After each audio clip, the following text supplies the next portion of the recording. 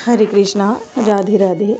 हम सभी साधक श्री चैतन्य चरितावली श्रवण कर रहे हैं। प्रसंग है रूप की विदाई और प्रभु का काशी आगमन, गतांक से आगे। धीरे से रूप जी ने कहा, हाँ प्रभु, वे रुपए मुझे बाहर से मालूम पड़ते थे।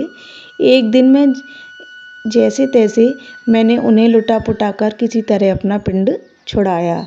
प्रभु ने उसी स्वर में श्री रूप जी के हाथ को अपने हाथ में लेकर कहा, अच्छा तो अब तुम ही सोचो, रुपए में बड़प्पन है। हुसैन शाह से तुम डरते नहीं थे, इस बात से डरते थे कि कहीं हमारे रुपयों की प्राप्ति में विघ्न न हो जाए। अब जब तुम्हें धन संपत्ति की तुच्छता का बोध हो गया तो एक हुसैन शाह क्या, लाख हुसैन शाह आ जाएं तो भी तुम उनसे नहीं डरोगे, क्योंकि जिस कारण से डर होता था वह कारण तो नष्ट हो गया। जिस प्रकार विष की बेल को उखाड़ देने पर फिर उस पर लगने वाली दुखदायी फलों से लोगों के मरण का भय नहीं होता, उसी प्रकार हृदय में से धन संपत्ति की श्रेष्ठता निकाल देने पर फिर किसी के सामने दीन होना या गिड़गिड़ाना नहीं पड़ता। जब तक हम लोगों को गुणों के कारण बड़ा न मानकर धन होने के कारण बड़ा आदमी मानते हैं और इसी कारण धनिकों का आदर करते हैं, तब तक समझो कि धन को ही सुख साधन समझने की आसुरी वृत्ति हमारे हृदय में विद्यमान है। जिसकी दृष्टि में धन का कोई महत्व नहीं, जो धन को भी पृथ्वी का एक विकार समझता है, वह किसी के सामने क्यों गिड़गिड़ाने लगा। उसकी दृष्टि में धनी गरीब सभी समान हैं। धन की तृष्णा ही गरीब और अमीर का भेदभाव पैदा कर देती है। जब हृदय में किसी से कुछ लेने की इच्छा ही नहीं, तब जैसा ही धनी वैसा ही गरीब। यही दशा कीर्ति की है। कीर्ति भी धन की तरह अनित्य और तुच्छ है। वास्तव में तो इसे धन का ही एक अंग समझना चाहिए। धन और कीर्ति प्रयत्न करने से थोड़े ही मिलती है, ये तो पूर्व जन्मों के कर्मों के अनुसार प्राप्त होते हैं। जड़ भरत की तरह असंख्यों ज्ञानी पागलों की तरह जीवन बिताकर मुक्त हो गए होंगे, उनका नाम कोई नहीं जानता। जड़ भरत के भाग्य में ही अवधूत पने का आदर्श उपस्थित करने वाली कीर्ति बदी थी। बहुत से धनिक एकदम मूर्ख होते हैं। अच्छे अच्छे विद्वान धन के लिए प्रयत्न करते रहते हैं, उन्हें उतना धन प्राप्त ही नहीं होता। तभी तो कहा है, भाग्यम फलति सर्वत्र न विद्या न च पौरुषम, अर्थात सर्वत्र भाग्य ही फलीभूत होता है, विद्या और पुरुषार्थ से ही सब कुछ नहीं हो जाता। जब धन तथा कीर्ति हमें भाग्य के ही अनुसार प्राप्त होगी, तब कीर्ति के लिए प्रयत्न करना मूर्खता है। कीर्ति की इच्छा करके हम वासनाजन्य एक नए पाप की ओर सृष्टि करते हैं। इसलिए जो कीर्ति के लिए प्रयत्न करते हैं वे मूर्ख हैं। भला जिसने 14 भुवन वाले अनेक ब्रह्मांडों का आधिपत्य किया, ऐसे असंख्यों ब्रह्मा उत्पन्न हुए और नष्ट हुए, उनका कोई नाम भी नहीं जानता, तब यह क्षुद्र प्राणी अपनी कीर्ति को अमर बनाने के लिए बाग बगीचा और कूप मंदिर बनाकर ही अपने नाम को अक्षुण्ण रखना चाहता है। वह कितना भारी मूर्ख है भाई। कीर्ति तो पवित्रता है, वह पुंसचली स्त्री नहीं है। उसने तो एक ही पुरुष श्री हरि को वरण किया है, इसलिए तुम उसकी आशा को छोड़ दो, छोड़ दो, छोड़ दो। तुम्हें कीर्ति नहीं मिल सकती, नहीं मिल सकती, नहीं मिल सकती। कीर्ति के पति वे ही श्री हरि हैं, इसलिए उन्हीं की कीर्ति का कथन करने में कल्याण है। यदि तुम्हें कीर्ति बढ़ानी ही है तो श्री हरि की कीर्ति बढ़ाओ। तुम इस कीर्ति को धारण करो कि हम कीर्तिपति के कीर्तनिया सेवक हैं। हाँ, हरि के कीर्तनिया होने से कीर्ति तुम्हें प्यार करने लगेगी, क्योंकि अपने पति की प्रशंसा सुनकर सभी को सुख होता है और प्रशंसा करने वाले के प्रति स्वाभाविक ही अनुराग हो जाता है। श्री रूप ने हाथ जोड़े हुए दीन भाव से कहा, हाँ प्रभु, श्री चरणों के अनुग्रह में मैं इतना तो समझा कि भक्ति मार्ग की ओर बढ़ने वाले साधक को कामनी, कांचन और कीर्ति के स्वरूप पद, प्रतिष्ठा, पैसा, पुत्र, परिवार और यावत प्रिय पदार्थ हैं, उनका परित्याग करके तब इस पथ की ओर अग्रसर होना चाहिए। अब मैं कुछ साधन तत्व समझाना चाहता हूँ। प्रभु ने कहा, रूप जीव का स्वरूप शास्त्रों में ऐसा बताया है कि बालक के अग्रभाव को लो, उसके 100 टुकड़े करो, उन 100 में से एक को लो, फिर उसके 100 टुकड़े करो। उससे भी सूक्ष्म जीव का स्वरूप है, अर्थात जीव अति सूक्ष्म है। जीव इस चराचर विश्व में समान रूप से व्याप्त है।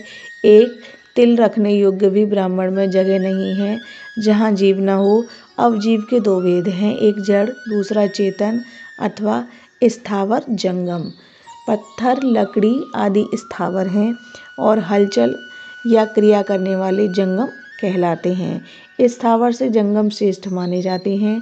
जंगमों में हाथी, घोड़ा आदि समझदार जानवर श्रेष्ठ हैं। उनमें भी मनुष्य श्रेष्ठ है। मनुष्यों में ब्राह्मण और ब्राह्मणों में भी विद्वान, विद्वानों में भी परिष्कृत बुद्धि वाला श्रेष्ठ है और उनमें भी सत आचरणों को अपने जीवन में परिणित करने वाला कर्ता श्रेष्ठ है। और उन कर्ताओं में से भी वह श्रेष्ठ है जिसे ब्रह्म ज्ञान हो गया है। ब्रह्म ज्ञानियों में भी जो मुक्त हो गया है वह श्रेष्ठ है। और मुक्तों में भी सर्वश्रेष्ठ श्री कृष्ण भक्त हैं, जिनके हृदय में सच्ची कृष्ण भक्ति है। उससे बढ़कर श्रेष्ठ कोई हो ही नहीं सकता। श्रेष्ठ पने की यही पराकाष्ठा है, जैसा कि श्रीमद् भागवत में कहा है।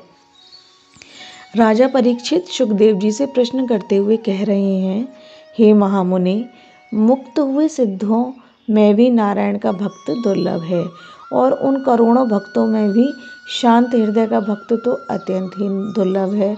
संसार में प्रयत्न करने पर चाहे सब कुछ हो सके, किंतु श्री कृष्ण भक्ति का प्राप्त होना अत्यंत ही दुर्लभ है। बस भक्ति प्राप्ति का एक ही उपाय है, सब जगह, सब अवस्थाओं में और सर्वकाल में श्री हरि के नामों का संकीर्तन करता रहे।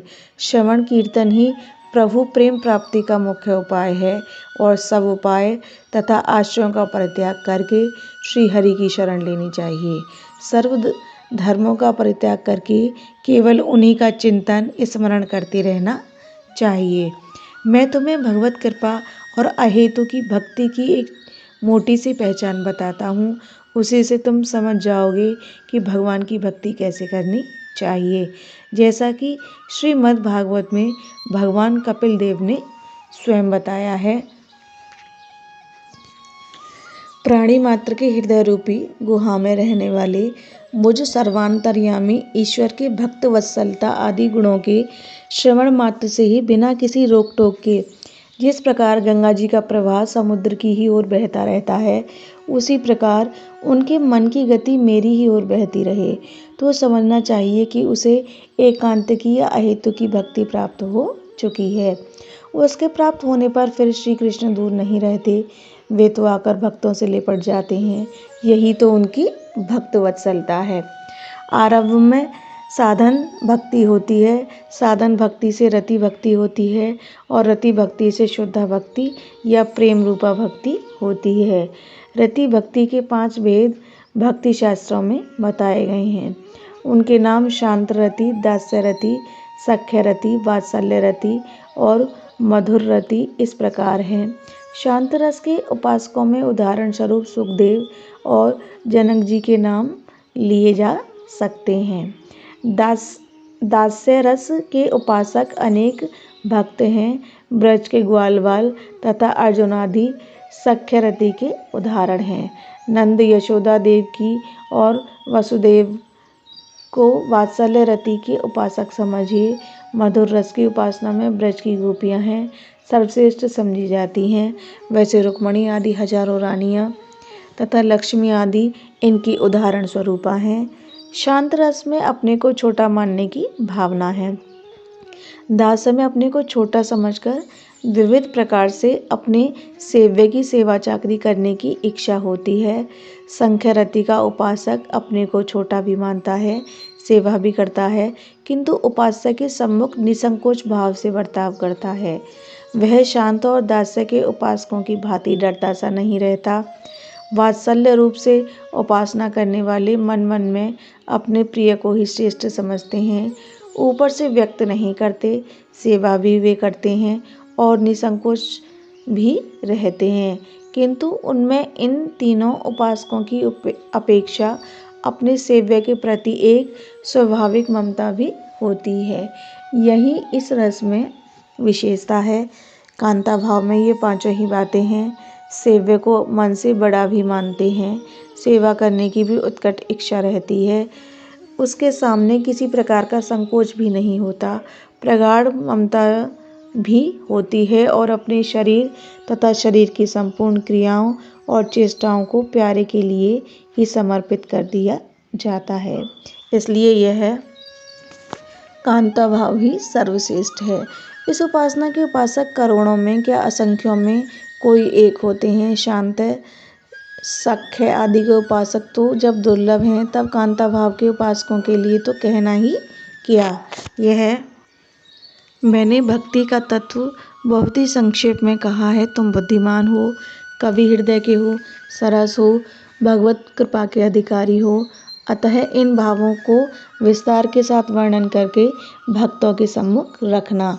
अब मैं कल वाराणसी जाने के लिए सोच रहा हूँ। प्रभु के चरणों में प्रणाम करते हुए गदगद कंठ से श्री रूप ने कहा, प्रभु मैं कृतकृत्य हुआ। मुझे विश्व ब्रह्मांड के आधिपत्य से भी जितनी प्रसन्नता न होती उतनी आज प्राप्त हुई है। अब मेरे लिए क्या आज्ञा होती है। श्री चरणों के सन्निकट निवास करने की मेरी बड़ी उत्कट इच्छा है, जैसे आज्ञा हो। प्रभु ने कहा, रूप तुम समर्थ हो, तुम्हें मेरी संगति की अब विशेष आवश्यकता नहीं। इस समय तुम सीधे वृंदावन जाओ और वहाँ के सभी तीर्थों की यात्रा करके जहाँ तक बन पड़े लुप्त तीर्थों को प्रकट करने की कोशिश करो।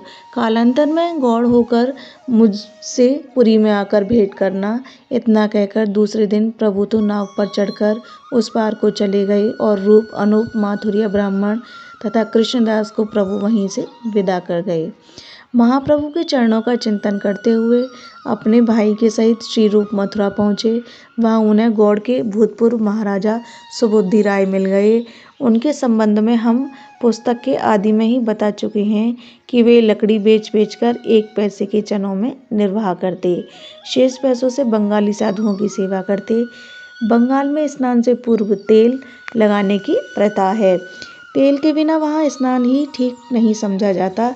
सुबुद्धि राय उन पैसों से तेल खरीदकर साधुओं को देते और उन्हें दही चिवड़ा भी खिलाते। सहसा विश्रांत घाट पर उनकी श्री रूप और अनूप इन दोनों भाइयों से भेंट हो गई। सुबुद्धि राय ने इन दोनों भाइयों का जैसा वे कर सकते थे स्वागत सत्कार किया और फिर इनके साथ वे ब्रज के बाहर वन तथा उपवनों में भी पैदल यात्रा करने के लिए गए। विधि का विधान तो देखिए। कल तक जो एक महाराजा थे और एक महामंत्री, वे दोनों ही आज भिखारी के वेश में घर घर से टुकड़े मांगते हुए साधु वेश में फिर रहे हैं। जिनके आश्रय से हजारों पंडित और विद्वानों का निर्वाह होता था, वे ही आज एक टुकड़ा रोटी के लिए एक कंजूस गृहस्थी के द्वार पर खड़े खड़े प्रतीक्षा करते हैं कि संभव है अब कोई घर से निकलकर टुकड़ा डाले। विधाता, सचमुच भाग्य का खेल बड़ा ही विलक्षण है।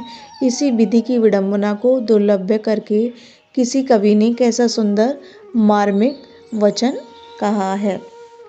सर्वश्रेष्ठ सूर्यकुल में जिसका जन्म हुआ, महाराजाओं के भी पूजनीय चक्रवर्ती दशरथ जी जिनके पिता थे, सत्य में निष्ठा रखने वाली, त्रैलोक्य में अद्वितीय रूप लावण्य युक्त पति परायणा सीता जी जिनकी पत्नी थी, युद्ध में यमराज के समान साहस करने वाले शूरवीर और पराक्रमी लक्ष्मण जी जिनके छोटे भाई थे, जिनके समान त्रिलोकी में कोई धनुर्धारी शूर नहीं था, ऐसे रामचंद्र जी स्वयं साक्षात विष्णु के अवतार थे।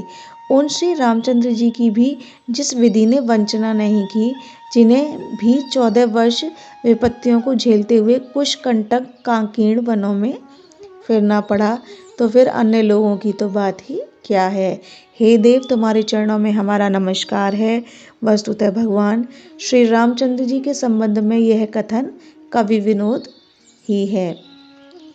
इधर महाप्रभु अपने भक्तों से विदा होकर गंगा जी के किनारे किनारे श्री वाराणसी क्षेत्र में पहुँचे।